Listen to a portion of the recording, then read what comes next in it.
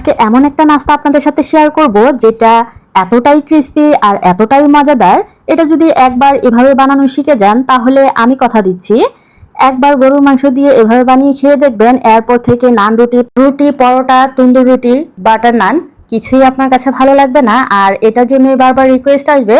আর এটা বানানো কিন্তু পানি বলক উঠানোর চেয়েও সহজ। এখন একটু ভিতরটা দেখুন কতটা মুচমুচে হয়েছে। এরকম একটা নাস্তা যদি চোখের সামনে থাকে তাহলে অন্য আর কি ভালো লাগে আমাকে একটু বলেন তো। এই যে দেখুন, মাশাআল্লাহ। তাহলে আর কথা বলাচ্ছি না, চলো রেসিপিটা দেখে নিই। আজকের এই রেসিপির মেইন ইনগ্রেডিয়েন্টস হচ্ছে সুজি। সুজি দিয়েও যে এত মজার নাস্তা বানানো যায় এই রেসিপিটা দেখলেই আপনারা বুঝতে পারবেন।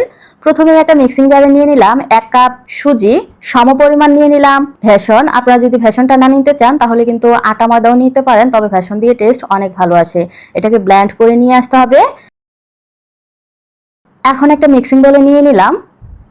একই মাপের কিন্তু আমি 1 কাপ পরিমাণ দিয়ে দিলাম লিকুইড পানি। এটা কিন্তু গরমও না ঠান্ডাও না, নর্মাল আছে।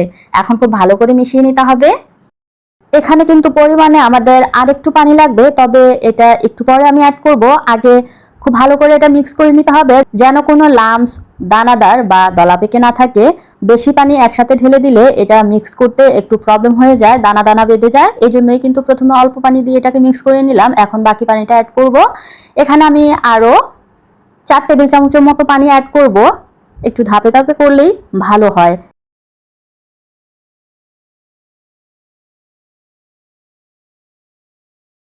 এখন মিশিয়ে খুব সুন্দর একটা ব্যাটার কিন্তু আমি তৈরি করে নিয়েছি। এখন এটাকে আমাদের রেস্টে রাখতে হবে, কারণ সুজিটা যেন অ্যাক্টিভ হতে পারে। 10 মিনিটের মতো রেস্টে রাখলেই কিন্তু এনাফ। কিন্তু আপনার হাতে যদি সময় না থাকে অ্যাটলিস্ট 5 মিনিটের জন্য এটাকে রেস্টে অবশ্যই রাখতে হবে। এই যে দেখুন কত সুন্দর একটা ব্যাটার কিন্তু আমাদের তৈরি হয়ে গেছে। এখন আমাদেরকে কিছু আরো ইনগ্রেডিয়েন্টস অ্যাড করতে হবে। যেমন ধরুন এখানে 2 টেবিল চামচের মতো টক দই ফেটিয়ে দিয়ে দিলাম, লবণ দিয়েছি স্বাদ অনুযায়ী, আধা চা চামচ দিয়ে দিলাম বেকিং পাউডার। এখন এগুলোকে অ্যাক্টিভ করার জন্য সামান্য কিছুটা পানি দিয়ে ভালো করে আমাদেরকে এই ব্যাটারের সাথে মিশিয়ে নিতে হবে।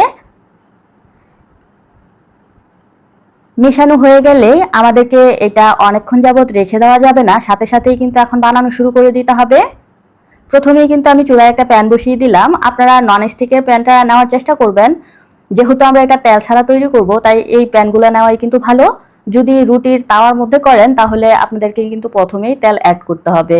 প্রথমে তাওয়াটাকে গরম করে তারপর কিছুটা পানি ছিটকা দিয়ে একটু ন্যাকড়া দিয়ে পুছে নেবেন। তারপর ব্যাটারটা দিয়ে হাতলটা ধরে এভাবে ঘুরিয়ে দিলেই দেখবেন খুব সুন্দর করে এটা ড্রাই হয়ে যাবে।